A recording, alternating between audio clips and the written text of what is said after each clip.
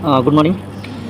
एउटा कलियुगमा एउटा यस्तो भाष्य निर्माण भएको छ कि द्वापर युगमा सीताले अग्नि परीक्षा दिनु परेको थियो भनेर अहिले पनि एउटा भाष्य बडो गम्भीर तरिकाले चाहिँ निर्मित भएको छ क्या। त्यस्तो खासै केही थिएन, त्यो थिएन जुन अहिले एउटा भाष्य निर्माण भएको छ। द्वापर युगमा जब राम लक्ष्मण सीतालाई वनवास भएको थियो त्यतिखेर रावणले सीतालाई हरण गर्नेवाला थियो भन्ने कुरा चाहिँ रामलाई पहिल्यै थाहा भइसकेको थियो। उहाँलाई एउटा स्वयं भगवान भएको भएर पनि थाहा भइसकेको थियो होइन रामलाई। र त्यो भएर एउटा रामले सीतालाई अग्नि देवतासँग चाहिँ एउटा सुरक्षाको लागि चाहिँ अग्नि देवतालाई चाहिँ सीतालाई सुम्पिनु भएको थियो क्या होइन। अग्नि देवताले सुम्पिनु भएको थियो सीता।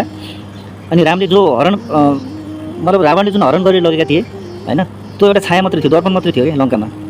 यो युद्ध हुन फेरि एउटा यहाँनिर एउटा मान्छेले सोच के हुन्छ भन्दाखेरि अनि एउटा दर्पणको लागि चाहिँ किन चाहिँ युद्ध भयो भन्ने कुरा छ क्या यसमा होइन। किनकि त्यो एउटा पापको अन्त गर्नु थियो क्या, अन्यायको अन्त गर्नु थियो होइन। त्यो कारणले गर्दाखेरि एउटा यो लीला थियो, रामको लीला थियो, रामलीलामा रामको लीला थियो त्यहाँनिर होइन। जसरी पनि रावणको सर्वनाश गर्ने होइन, एउटा सत्यको जित गराउने चाहिँ एउटा चाहिँ उद्देश्य थियो क्या, भगवान्को उद्देश्य थियो भनौँ न। त्यो कारण सीताले कहिले पनि अग्नि परीक्षा दिनु परेन होइन, परेको थिएन र पर्दै परेको होइन। उहाँ एउटा चाहिँ सुरक्षित ठाउँमा राखिएको थियो। त्यसपछि जब युद्ध समाप्त भयो सीतालाई फेरि त्यो अग्नि देवताले चाहिँ सुरक्षित साथ चाहिँ रामलाई सुम्पिनु भएको थियो क्या।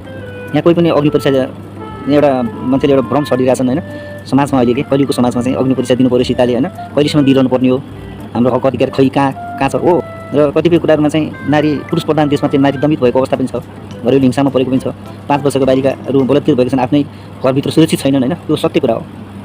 तर मैले यति मात्रै भन्न खोजेको के भन्दाखेरि सीताले अग्नि परीक्षा दिनु परेको थिएन, द्याट्स इट।